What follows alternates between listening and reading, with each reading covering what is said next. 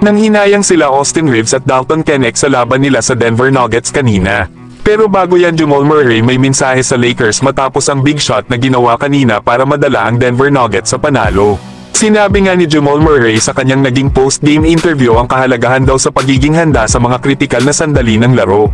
Nasa huling ng 5 seconds ng laro ay naipasok ni Jamal Murray ang isang mahalagang 3-point shot na nagbigay sa Denver Nuggets ng kalamangan.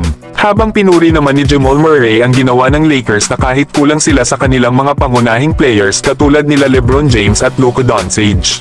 Sinabi pa ni Jamal Murray na ang mga katulad daw nila Austin Reeves na gumawa ng 37 points at Dalton Knecht na may 32 points, ay nagpakita daw sa Denver Nuggets ng matinding laban.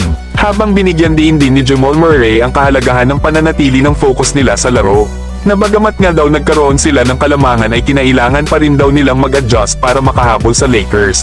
At ang makuha ang kalamangan sa huling minuto. Pinasalamatan din ni Jamal Murray ang kanyang mga teammates. Dahil sa pagpapahalaga sa contribution ng bawat miyembro ng kanilang kupunan. Lalo na nga daw sa huling sandali ng laro. Na ang kanila nga daw koordinasyon at pagtutulungan ang nagdala sa kanila sa tagumpay. Yan nga ang mga sinabi ni Jamal Murray sa kanyang naging post-game interview. Na kung hindi kay Jamal Murray ay possible na nanalo pa ang Lakers kanina. Gumawa nga si Jamal Murray ng 26 points, 4 rebounds at 5 assists. Samantalang malapit na magsimula ang playoff sa NBA. Nagsisilabasa na ang malalakas na teams, baka isa na ang mga kupunan nyo sa mga nagsisimula ng umarangkada. Kaya maganda ngayon na pumili ng team na tatamaan at kung tama ang pili mo ay jackpot ka. Madali lang naman sumipat ngayon lalo at marami sa ngayon ang malalakas na kupunan. Kaya alam nyo na ito mga idol na sa comment section ng ating link. Maganda pa naman ngayon ang mga maglalaban. Samantalang sayang naman ang double-double performance ni Austin Reeves. Na kung saan ay meron itong 37 points, 8 rebounds, 13 assists at 4 steals. Sa post-game interview nga ay sinabi ni Austin Reeves na kahit nga daw wala sila LeBron James at Luka Doncic, ay nagtulungan nga daw ang kanilang kupunan sa harap ng mga hamon sa kanila.